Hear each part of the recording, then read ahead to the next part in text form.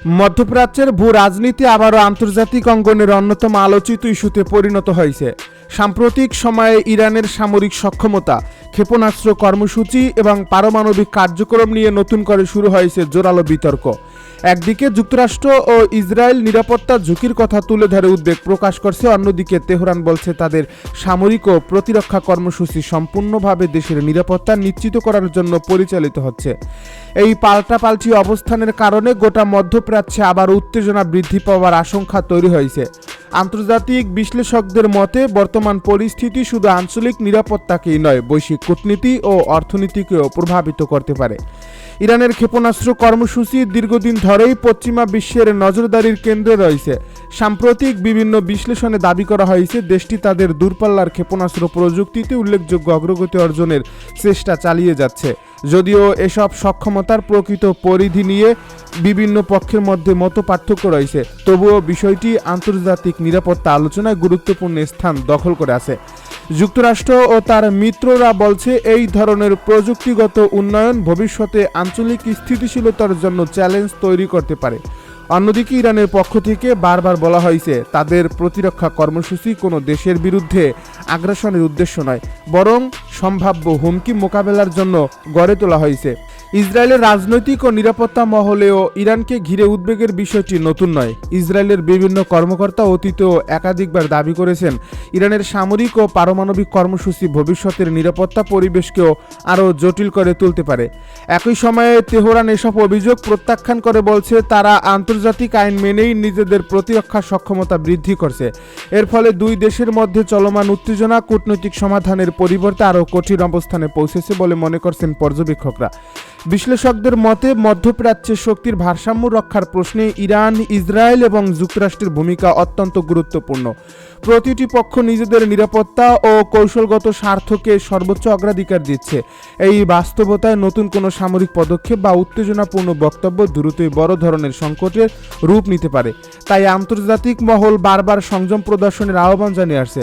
সাম্প্রতিক সময়ে ভারত মহাসাগর, পারস্য উপসাগর এবং আশপাশের সামুদ্রিক অঞ্চলে বিভিন্ন দেশের সামরিক উপস্থিতিও আলোচনা এসেছে। বিভিন্ন মহড়া, নৌটহল এবং কৌশলগত অবস্থানকে কেন্দ্র করে নতুন করে শুরু হয়েছে সামরিক সক্ষমতা নিয়ে বিশ্লেষণ। বিশেষজ্ঞদের মতে এসব কার্যক্রম অনেক সময় প্রতিপক্ষকে বার্তা দেওয়ার কৌশল হিসেবে ব্যবহৃত হয়, তবে একই সঙ্গে ভুল বোঝাবুঝি ঝুঁকিও বেড়ে যায়, যা অনাকাঙ্ক্ষিত সংঘাতের কারণ হতে পারে। পারমাণবিক কর্মসূচিকে কেন্দ্র করে উত্তেজনা কমেনি। পশ্চিমা দেশগুলো দীর্ঘদিন ধরে ইরানের পরমাণু কার্যক্রমের উপর নজরদারি বাড়ানোর পক্ষে অবস্থান নিয়েছে। অপরদিকে ইরান দাবি করে আসছে তাদের পারমাণবিক কর্মসূচির মূল উদ্দেশ্য শান্তিপূর্ণ জ্বালানি উৎপাদন এবং বৈজ্ঞানিক গবেষণা। এই ইস্যুতে আন্তর্জাতিক পর্যায়ে বহু দফা আলোচনা হলেও এখনও স্থায়ী কোনো সমাধান আসেনি। এর ফলে নিষেধাজ্ঞা, কূটনৈতিক চাপ এবং নিরাপত্তা উদ্বেগ সবকিছু মিলিয়ে পরিস্থিতি জটিল রয়ে গেছে। সামরিক বিশ্লেষকেরা মনে করেন আধুনিক যুদ্ধ শুধু অস্ত্রের শক্তির উপর নির্ভর করে না, গোয়েন্দা তথ্য, সাইবার সক্ষমতা, মহাকাশ প্রযুক্তি এবং উন্নত প্রতিরক্ষা ব্যবস্থাও সমান গুরুত্বপূর্ণ হয়ে উঠছে। এ কারণেই বিভিন্ন দেশ নিজেদের প্রযুক্তিগত সক্ষমতা বাড়াতে বড় ধরনের বিনিয়োগ করছে। ইরানও একই ধারায় গবেষণা ও প্রতিরক্ষা প্রযুক্তিতে উন্নয়নের চেষ্টা চালিয়ে যাচ্ছে বলে বিভিন্ন আন্তর্জাতিক প্রতিবেদন উল্লেখ করা হয়েছে। এদিকে যুক্তরাষ্ট্র ও তার মিত্ররা মধ্যপ্রাচ্যে নিজেদের সামরিক উপস্থিতি বজায় রেখেছে। তাদের দাবি এই উপস্থিতির মূল উদ্দেশ্য আঞ্চলিক স্থিতিশীলতা রক্ষা এবং মিত্র দেশগুলোর নিরাপত্তা নিশ্চিত করা। তবে ইরান এই অবস্থানকে ভিন্নভাবে দেখে এবং দীর্ঘদিন ধরেই বিদেশি সামরিক উপস্থিতির সমালোচনা করে আসছে। এর ফলে কূটনৈতিক বক্তব্যের পাশাপাশি সামরিক প্রস্তুতির বিষয়টিও দুই পক্ষের সম্পর্কে বড় একটি বাস্তবতা হয়ে দাঁড়িয়েছে। বিশ্ব রাজনীতির বর্তমান প্রেক্ষাপটে মধ্যপ্রাচ্যের যে কোনো উত্তেজনা শুধু ওই অঞ্চলের মধ্যে সীমাবদ্ধ থাকে না। জ্বালানি বাজার, আন্তর্জাতিক বাণিজ্য, সমুদ্র পথের নিরাপত্তা এবং বৈশ্বিক অর্থনীতির উপরও এর প্রভাব পড়ে। বিশেষ করে গুরুত্বপূর্ণ সামুদ্রিক রুটগুলোতে অস্থিতিশীলতা দেখা দিলে বিশ্ববাজারে তেলের দাম এবং পরিবহন ব্যয় বেড়ে যেতে পারে। এ কারণেই আন্তর্জাতিক সম্প্রদায় পরিস্থিতির উপর নিবিড় নজর রাখছে। বিশেষজ্ঞদের মতে বর্তমান পরিস্থিতিতে কূটনৈতিক সংলাপই হতে পারে সবচেয়ে কার্যকর পথ, কারণ সামরিক উত্তেজনা যত বাড়বে ততই ভুল সিদ্ধান্ত বা ভুল বোঝাবুঝি ঝুঁকি বৃদ্ধি পাবে। জাতিসংঘ সহ বিভিন্ন আন্তর্জাতিক সংস্থা দীর্ঘদিন ধরেই সব পক্ষকে সংযম প্রদর্শন এবং আলোচনার মাধ্যমে সংকট সমাধানের আহ্বান জানিয়ে আসছে। সব মিলিয়ে বলা যায়, ইরানের সামরিক সক্ষমতা, পারমাণবিক কর্মসূচি এবং মধ্যপ্রাচ্যের নিরাপত্তা পরিস্থিতি আগামী দিনগুলোতেও আন্তর্জাতিক রাজনীতির অন্যতম গুরুত্বপূর্ণ আলোচ্য বিষয় হয়ে থাকবে। একদিকে নিরাপত্তা উদ্বেগ, অন্যদিকে কূটনৈতিক সমাধানের প্রচেষ্টা। এই দুই বাস্তবতার মধ্যেই অঞ্চলটির ভবিষ্যৎ নির্ধারিত হবে।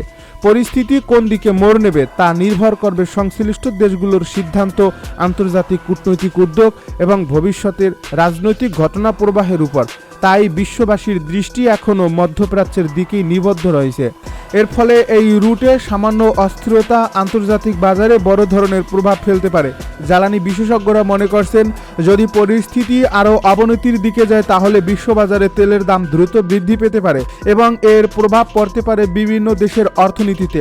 যুক্তরাষ্ট্রের পক্ষ থেকে জানানো হয়েছে, আন্তর্জাতিক জলসীমায় বাণিজ্যিক জাহাজের নিরাপদ চলাচল নিশ্চিত করা তাদের অন্যতম অগ্রাধিকার। মার্কিন সামরিক কর্তৃপক্ষের ভাষ্য অনুযায়ী, যে কোনো ধরনের হামলা বা হুমকির জবাবে তারা আন্তর্জাতিক আইন বা মিত্রদের নিরাপত্তার বিষয়টি বিবেচনায় রেখে প্রয়োজনীয় ব্যবস্থা গ্রহণ করবে। একই সঙ্গে মার্কিন নৌবাহিনীর উপস্থিতিও এই অঞ্চলে আগের তুলনায় আরও সক্রিয় রয়েছে বলে বিভিন্ন প্রতিবেদন উঠে এসেছে। এদিকে ইরানও নিজেদের প্রতিরক্ষা সক্ষমতার উপর জোর দিচ্ছে। দেশটির সামরিক কর্মকর্তারা বারবার বলছেন, তারা কোনো যুদ্ধ শুরু করতে চায় না, তবে দেশের বিরুদ্ধে সামরিক পদক্ষেপ নেওয়া হলে তারা জবাব দিতে প্রস্তুত রয়েছে। বিশেষ করে ক্ষেপণাস্ত্র ও ড্রোন সক্ষমতা নিয়ে ইরান দীর্ঘদিন ধরেই নিজেদের শক্তির কথা তুলে ধরে আসছে। সাম্প্রতিক বক্তব্যগুলো সেই অবস্থানের ধারাবাহিকতা হিসেবে দেখা হচ্ছে। বিশ্লেষকদের মতে, বর্তমান পরিস্থিতির সবচেয়ে উদ্বেগজনক দিক হলো ভুল হিসাব বা ভুল বোঝাবুঝি থেকে বড় ধরনের সংঘাত শুরু হওয়ার আশঙ্কা। কারণ পারস্য উপসাগরে যুক্তরাষ্ট্র, ইরান এবং তাদের মিত্রদের বিপুল সামরিক উপস্থিতি রয়েছে। এমন পরিস্থিতিতে ছোট কোনো ঘটনাও দ্রুত বড় সামরিক সংঘর্ষে রূপ নিতে পারে।